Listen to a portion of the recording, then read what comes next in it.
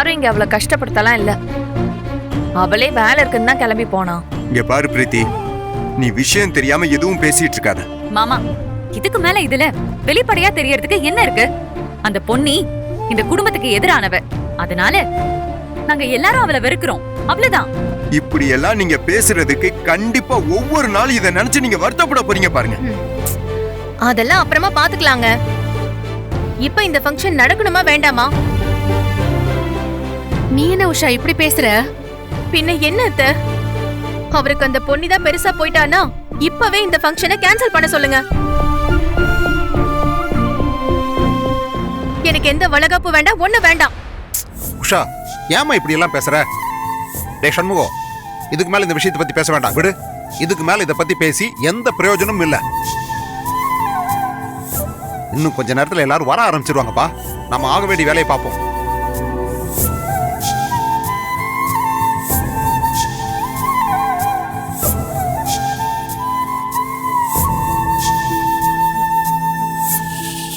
சம்மந்தி, சம்மதி வாங்க.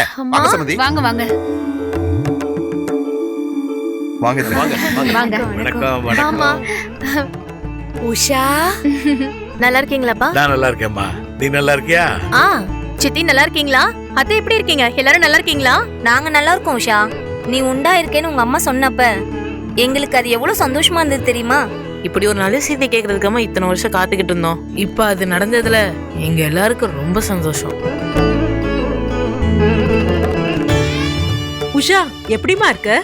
ஆ, நல்லா இருக்கேன் சித்தி. அம்மா, இந்த பெரம்பூர் பூங்குடி சித்தியை என் வளகப்புக்கு கூப்பிடக்கூடாதுன்னு உங்ககிட்ட சொல்லிருந்தேன்ல. அப்புறம் எதுக்குமா அவங்கள கூட்டிட்டு வந்த? ஏய், உங்க மாமாவும் அத்தையும் கிளம்பி வரும்போது இவளும் கூட வருவேன்னு அடம் பிடிச்சு வந்திருக்காடி. நான் என்ன பண்றது? சக்தி தம்பி, வீட்ல எல்லாரும் இருக்கீங்க, எங்க உங்க சம்சாரத்தை மட்டும் ஆள காணோம்? அவ கொஞ்சம் வெளியே போயிருக்கா, இப்ப வந்துருவா. ஓ, ஏன்பா, உன் சம்சாரத்துக்கு ஏதாவது விசேஷம் உண்டா? ஏன் அத்தை? உங்களை விசேஷத்துக்கு தானே கூப்பிட்டோம், அப்புறம் என்ன? இந்த மாதிரி அவங்களுக்கு எதுவும் விசேஷம் இல்லையான்னு கேட்டோம் மாப்ள.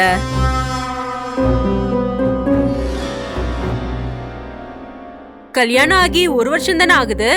இருக்கட்டும் இருக்கட்டும், உங்களுக்கும் சீக்கிரமா குழந்தை பாக்கியம் கிடைக்கட்டும். இதே மாதிரி அந்த வளகாப்புக்கு எங்களெல்லாம் கூப்பிடுங்க. நீங்க எல்லா ஃபங்க்ஷனையும் தவறாம அட்டெண்ட் பண்ணுவீங்க போல இருக்கு. பின்ன சொந்த பந்தம் விட்டுற கூடாதுல்ல.